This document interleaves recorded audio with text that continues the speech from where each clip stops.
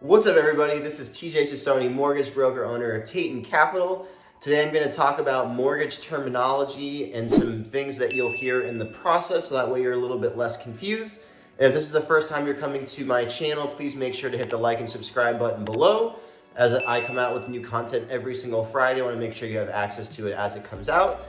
And let's hop into it.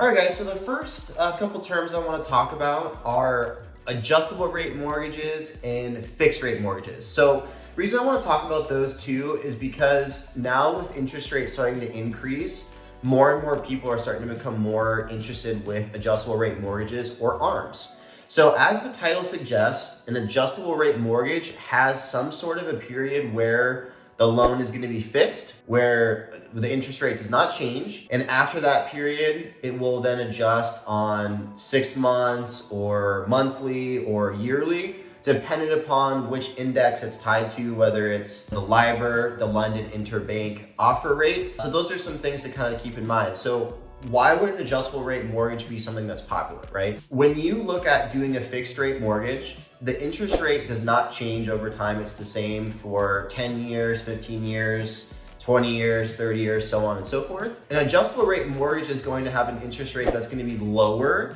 than what the fixed interest rate is for a predetermined amount of time. So, some of the products that we offer at Tassone Capital could be 5-year ARMs, could be 7 years, could be 10 years, where the first 5, 7, and 10 are fixed interest rates. So maybe you're looking at buying a house and you're going to be staying in that house and you know for sure 5 years, 7 years, 10 years. Maybe that type of a product makes more sense, as you know you're going to be moving out or selling the house before that amount of time.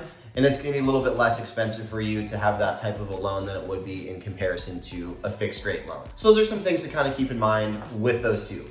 And a term that goes in line with fixed rate mortgages, adjustable rate mortgages, is going to be called amortization. So amortization in loans is a relationship between when you have a debt, a portion of it goes toward principal, a portion of it goes toward interest. So as you're making your monthly payments, your principal balance is slowly going down, and you're also making interest payments every single month. So over time, you're gonna have principal, you're gonna have interest, but the payment you make every single month is going to be the same over time, except that the relationship between how much interest is paid and how much principal is paid will change as you go through your loan. So on a 30-year loan, the first 5, 7, 10 years are gonna be very interest heavy. And once you start getting past the 12, 13, 14, 15-year mark, you're really gonna start to notice that you're gonna start to teeter more heavy toward principal in relation to interest. So that's the way amortization works on a very simple explanation level. So if you have questions on amortization or adjustable rate mortgages, please feel to let me know, and let's keep going into it. So another really common term or misused term or misunderstood term is APR. So annual percentage rate. So to most people, when you hear APR, you think that's the amount of interest I have to pay on the loan. When in reality, the APR is a combination of what the total fees are on the loan and what the lender's charging you, if there's origination fees, if you're paying fees to buy down your interest rate, so discount points. Those are some things that are going to factor into an APR. So the purpose of having APR is so that you can look at lenders across the board and see what the true costs are of that particular loan. Like I said, most people confuse that with, well, this is the interest that I'm paying on the loan. It's actually not the case. So the interest rate is truly the interest rate. You pay your interest, you're based upon what the interest rate is, but the APR is so you can shop effectively across the board. And that's how you really know how much the loan over time is really gonna cost you. All right, one of the other terms I want to talk about is discount points. This is becoming more and more popular again as interest rates are starting to rise. People are always looking at ways to make their monthly payments or their total cost of loans less expensive. So what happens is, and a really simple way of describing this is the things in life that are great usually come at some sort of a cost. So for example, if you have an interest rate, let's say it's 5.5%, but realistically you want to get to 5%. The only way to really pull that off is to pay discount points. So 1 point in the lender world is 1% of the purchase price. So if you're looking at a $500,000 loan, and let's say it costs a point to get you from 5.5 to 5%, maybe it's 2 points. Simple math, it would cost $5,000 to buy the interest rate down at a discount to lower what your actual interest rate is. So it's important to know that because the higher the rates go, the more paying it down is going to benefit you. You always want to make sure that you're aware of what the costs are to buy down discount points. And you want to make sure that you're aware as to how much it's going to save you per month, right? So when we're looking at a break-even period, how long it takes to recoup the cost of your investment, there's a formula. So the formula for that is we look at what the total cost of the discount points are, and you divide that out by what the monthly savings are. So if you're looking at $5,000 a month and it saves you $100 a month, it's gonna take you a good amount of time to make that back. But if it ends up saving you $300 a month, you'll be able to make that back a lot faster. So you have to keep in mind, how long are you gonna be in the property, and are you going to recoup the cost of your investment by paying discount points? So there's some things to think about when you're looking at paying points. And so I would highly recommend that when you're in the process, have that conversation with the lender that you're working with to make sure that, does it make sense? Is it worth your time? Are you gonna be in the house long enough to recoup that investment? And if so, then you can add that to your fees, and it's gonna help you save money over time. Definitely a good conversation to have with your investor, with your particular lender that you're working with. The next thing I wanna talk about is the term cash to close. So cash to close, a term that is all-encompassing. And all-encompassing meaning it talks about your down payment, it talks about your closing costs, it talks about your prepaids, interest and escrow items. When we say that we're gonna have your cash to close at the end of the transaction, we mean everything that you have to pay for. We're not leaving anything out. All right, guys, the next term I want to talk about is a title report and what clear title means. So when we are in the process of purchasing a home, the lender has to be in first position on title. So what does that mean? When you own the property and you own it free and clear, you don't have a loan anymore, that means that you own the property and title is clear. There's no debts, there's no liens, there's nothing associated with the property. So for a lender, when they are the person who's giving you your full mortgage, their loan or their lien is going to be on title. And that means that if the house is to be sold, if the house gets foreclosed on, if there's any other debts associated with the property, they're gonna be the first people to get paid back. So that's what's called being in first position on title. So the title report is something that a title company will do research on this property to ensure that there's no debts, there's nothing in the way of the lender being paid back first or being in first position on title. So it's super, super important when you go to purchase a property that you have clear title, because the lender has to be in first position. If they're not, then title insurance basically ensures that they will be, whatever liens are there is going to be covered, it's going to be taken care of. So it's really important that we get title reports along the way. Another term I want to talk about now, closing disclosures. In the lender world, since, I'm trying to think if it was like 2013 time, we switched to the new rule called TRID, so the TILA RESPA integrated disclosure, which term for the good faith estimates, loan estimates, the HUD-1 settlement now became the closing disclosure. So closing disclosures are the finalized form of what all of your itemized fees are gonna be. It gives you everything lined out, tells you what your cash to close is, like we spoke about in the last segment, what your down payment looks like, what your closing costs look like, what your prepaid interest escrow items look like, what your monthly payments are. It puts everything all together so you're aware as to what the finalized fees are going to be. For lenders, we have actually two closing disclosures.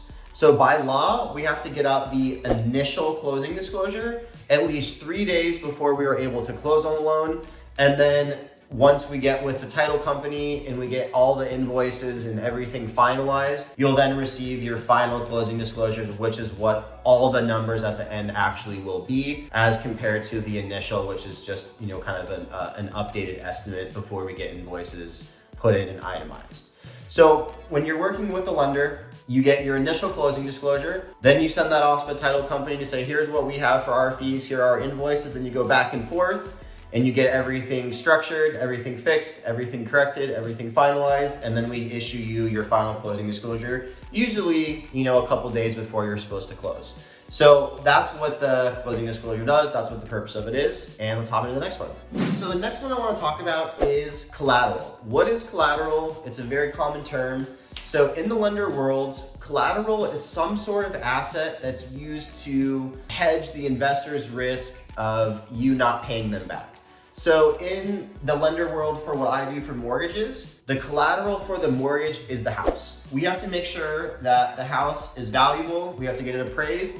In order for a lender to give you a loan, they have to make sure that the house is going to be worth what their loan is. So that way they're able to, basically if something comes up, you don't pay your bill, then you get foreclosed on. We sell the house is valuable enough to pay us back for the loan, plus whatever remaining interest there is, etc. And that's what protects the lender's risk in giving you a loan. So something super simple makes total sense, but that is what collateral means, and you will hear that at some point during the process, so that's something to keep in mind. The next one I want to talk about, and I talk about it a lot because it is extremely common, is a debt to income ratio.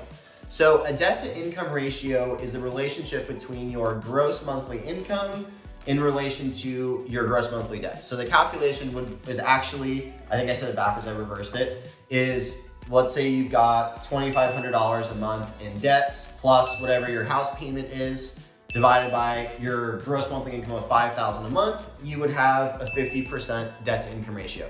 So it's important to note that debt to income ratios are going to differ in product type and how high or low they can go. VA loans, FHA loans are gonna have a higher debt threshold than a conventional loan would. So those are some things to kind of keep in mind when you hear the term debt to income ratio. And when you're working with a good lender, they should be going through and explaining why you're qualified for what you're qualified for. And usually it has some relationship to what your debt to income ratio is.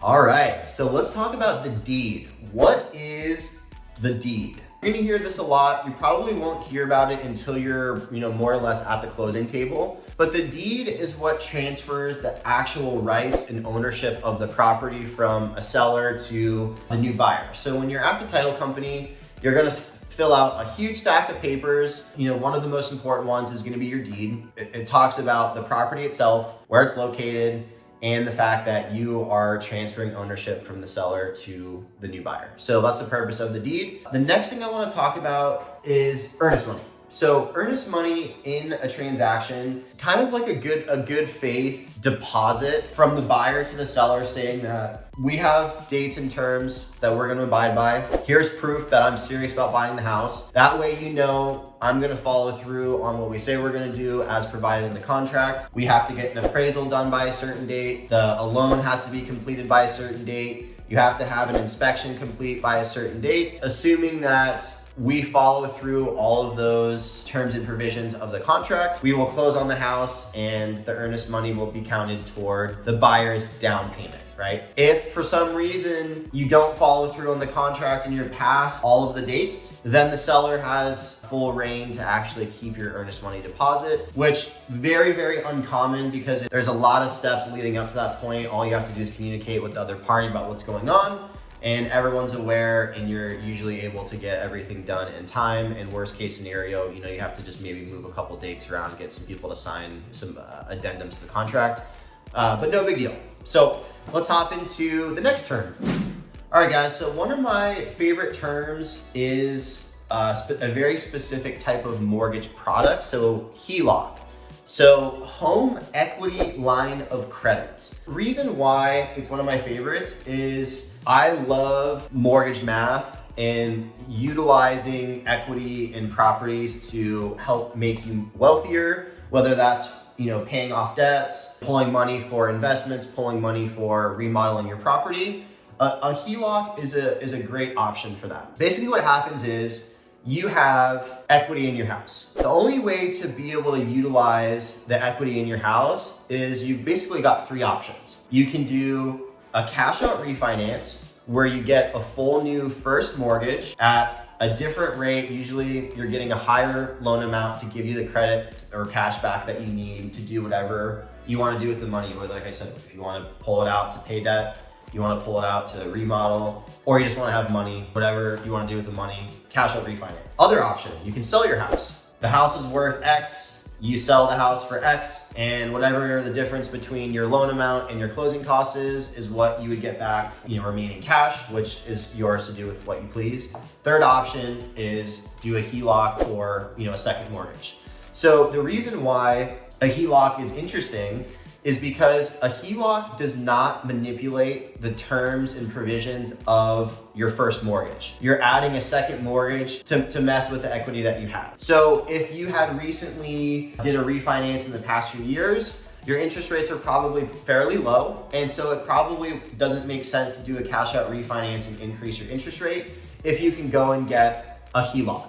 So the way that HELOCs work and the way cash out refinances work, it's based on your loan to value. So LTV is the acronym, and that's what you're gonna hear a lot in the mortgage world. LTV is a relationship between what your loan amount is to what the value of the property is, or the appraised value of the property. So if you have a $50,000 loan and you've got a valuation of $100,000, your LTV would be at 50%. So when you're looking at utilizing HELOCs, a cash out refinance gives you 80% of a home's value. In some circumstances, on a primary residence, you can go as high as 95% loan to value with a HELOC. So you're able to pull out more money than you would with a cash out refinance. And the interest rate is based on that small amount. So let's use just kind of some simple math. As an outsider to the industry or a consumer, we are conditioned to think, oh, well, if interest rate's really high, that's bad. Right? But let's use a first mortgage and a second mortgage. Let's talk about the differences between the two. So let's say you got $100,000 loan and you want to pull out $50,000. Your first mortgage, if you do the cash out refinance, let's say it's at 5%. Then you look at doing a HELOC and you want to pull out $50,000. But the HELOC interest rate, let's just assume 7%. Like, I'm just making these up. You gotta go shop. You gotta look at what your actual credit is. These are not actual terms. I'm just throwing numbers out there for information's sake. Okay, so 5% versus 7%. As a consumer, you hear, oh, 7%, that's really, really high. But you're looking at 7% based on $50,000, as opposed to $50,000 on the full $150,000. So the amount of interest at 5% on $150,000 is going to be higher in total than what you would pay at 7% on the $50,000. So when you're looking at utilizing a HELOC versus a cash out refinance, you got to look at how long is it going to take to pay it back, what's the true amount of interest, and what are the payments going to be. A good example is if you're looking at a HELOC, maybe you find someone that will give you, 1% of what your balance is. So maybe the payment's $500 with the HELOC, but if you do add it to the cash out refinance, maybe it's a little bit more expensive, maybe it's a little bit less expensive. So those are some things to kind of keep in mind. And let's hop into the next segment. All right, guys, so another term super common that you're gonna hear when you're at the closing table is the promissory note. So the promissory note, basically talks about how much you owe and that you have, as the borrower, promised to pay the money back in full. And those are and then whatever stipulations are written out are going to be listed on the note. When you are at the closing table, the deed and the note are two of the really important documents that you're going to sign. And then after the promissory note, another term that kind of falls in line with it is going to be a payoff. So as it sounds, if you're going to go pay off a loan, you're just basically paying off the remainder of what's left on the loan. But what a lot of people forget is that there's additional interest that gets added to a payoff. So whenever you're looking at getting a mortgage paid off, you're always going to want to make sure that you get an actual payoff quote from the actual investor or the lender, as they're going to add in, you know, some additional interest to it to make sure that you're actually covering everything in full. And then lastly, as far as terminology goes, I want to talk about rescission. So when you are purchasing a property, you have what's called rescission, meaning that you have the ability to basically come back on it. For example, when you're doing a refinance, not when you're doing a purchase. You do a refinance and then the loan closes and there's basically a 3-day wait period. In that 3-day time, you can change your mind, say, you know what, I actually really don't want to do this. And you can basically throw everything out, cancel everything, and you no longer have the loan. So rescission's in place to make sure that the buyer or the borrower is protected, and that way you always have time to get out of the obligation of getting into a loan. And lastly, guys, I love making these videos, so if there's anything that you want me to add in the future, any additional topics you want me to talk about, I really appreciate positive feedback, anything I can do to improve the channel, make it more exciting. I love that. Any questions about what it's like living in Colorado or what you need to do to get qualified for a mortgage, please reach out to me at the information below. And as always, please like and subscribe so you have access to my content as it comes out every single week. Thanks so much. Have a great day. Bye.